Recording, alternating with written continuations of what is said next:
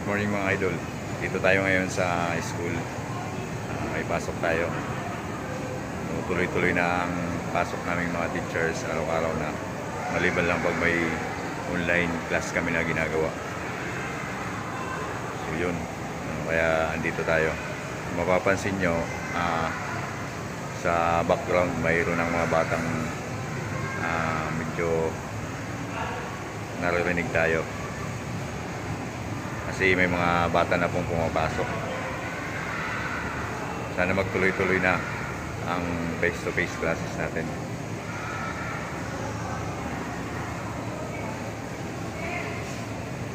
Ipapakita namin sa inyo kung ano yung flow na ginawa ng school para sa matagumpay na face-to-face classes.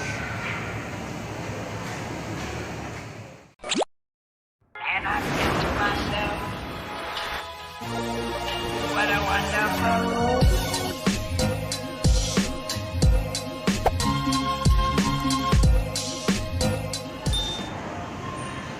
Ang vlog na po ito ay ipasasalamat na din po sa ating sulit na mga supporters. Meron na po tayong 141 subscribers. Maraming salamat po sa inyo at pagpalain po kayo lagi ng Panginoong may kapal.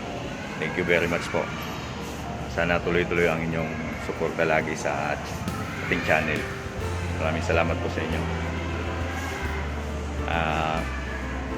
Shout out nga po pala sa lahat ng teachers ng Palaran Integrated School at sa bumubuo ng aming institusyon, lalong-lalo na po sa aming principal, Dr. Magdalena D. Centeno.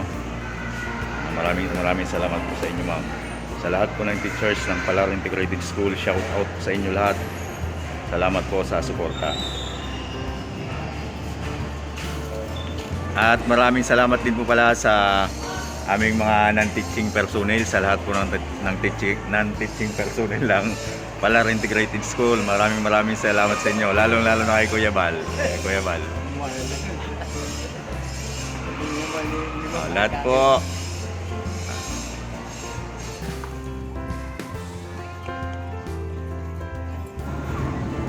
Sa part po na to, dito po pumapasok yung mga bata sa pinaka-main gate. Mapapansin nyo po na lahat po ay dumadaan sila sa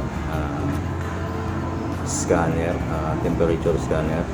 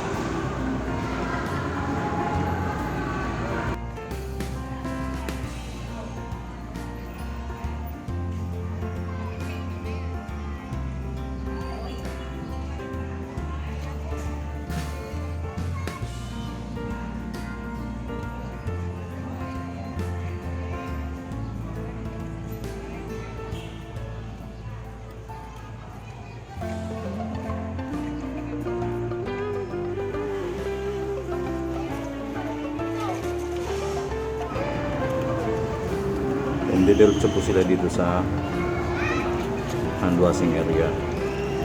Diyan po sila maghuhugas lahat. Lahat po ng mga batang pumapasok po, kailangan po dadaan muna sa paghuhugas ng kamay. Yan po.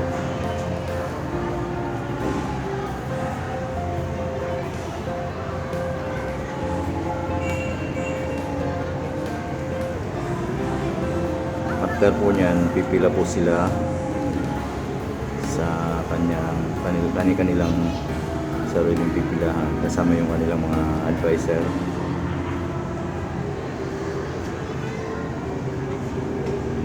at kanilang mga teacher.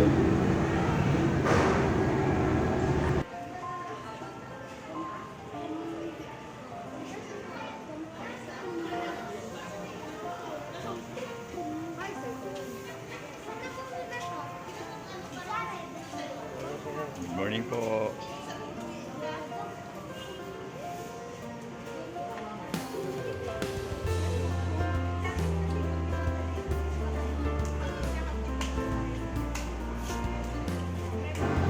Sa part na po ito, Morning, sir. dito na po pipila yung mga bata bago sila pumasok sa kanilang mga classroom. Ayan po. Laging nakalalay, nakantabay ang kanilang mga advisors. Ayan.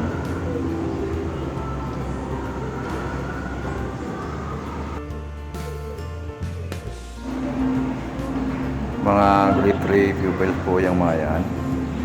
Mga grade 3 pupils namin. Pati ang kanilang mga advisors.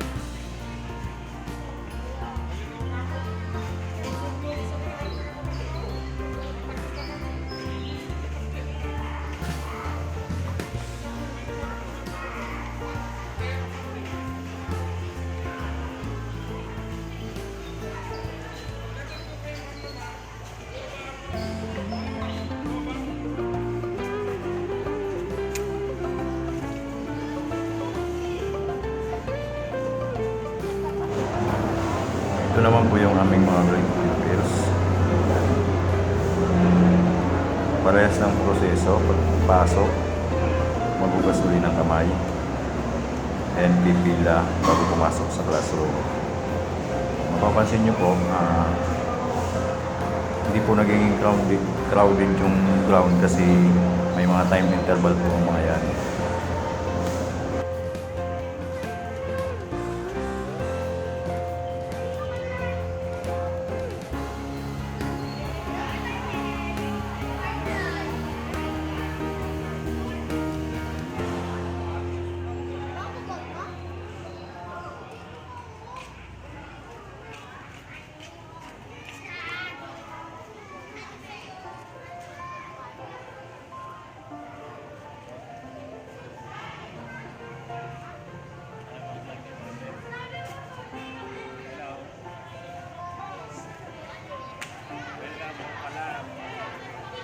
Ay, akala ko dito nakaharap.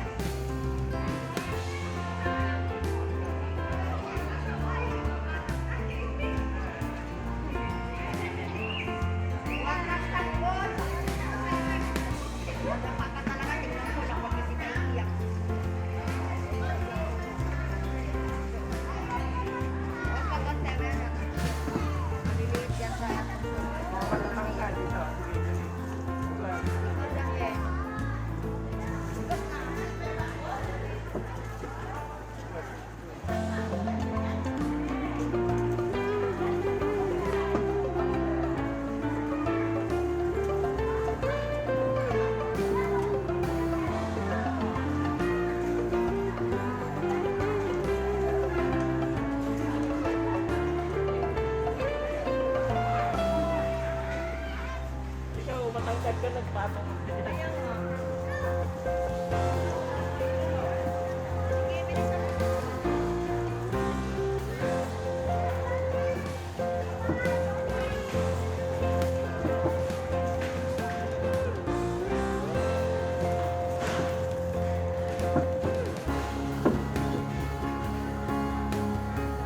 Ano ba, Peter?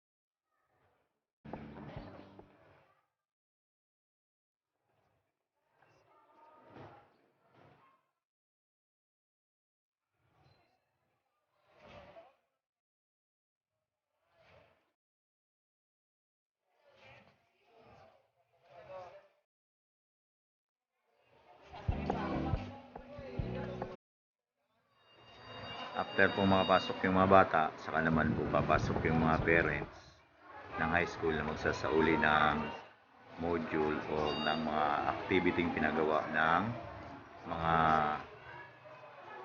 teachers ng kanilang mga anak.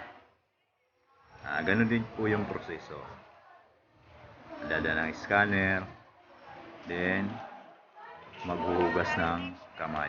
Saka po sila pupunta sa kanilang mga advisor ng kanilang mga anak.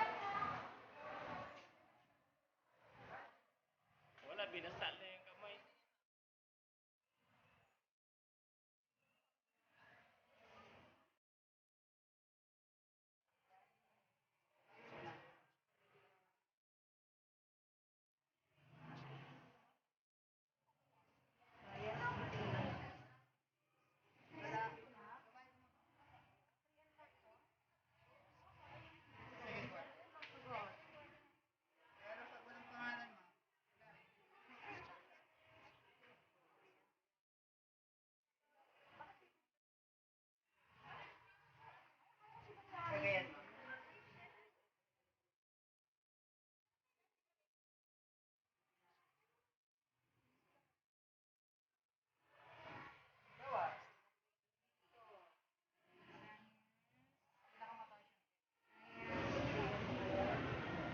Ganun din po, may time interval po bawat grade level para hindi po nagiging crowded yung ang lugar. So yun po.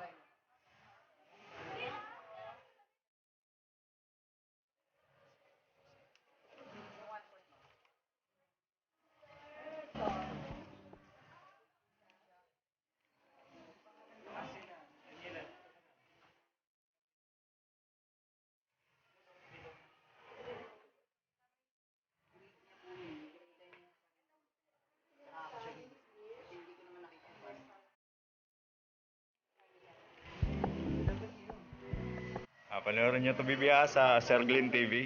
Andun kayo. Pa-subscribe na din. Thank you.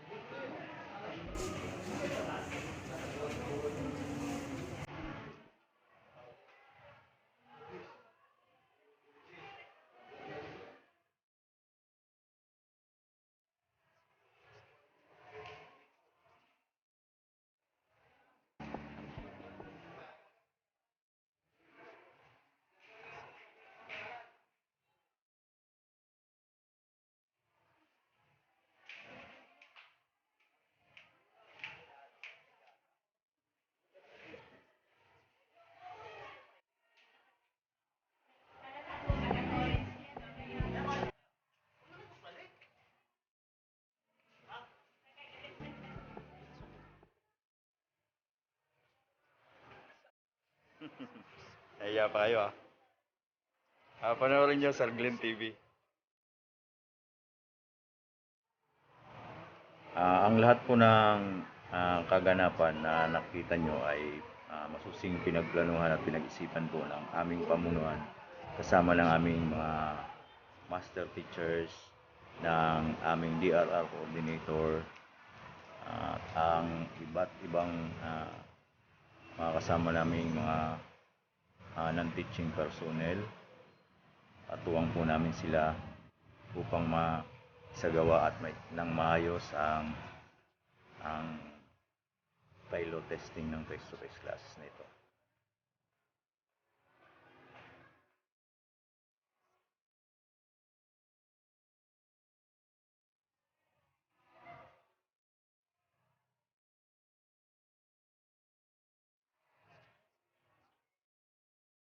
Yes, sir.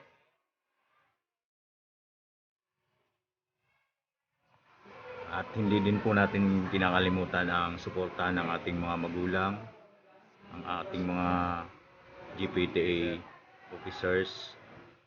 Yan, kasama natin po sila upang maisakatuparan ang pilot testing.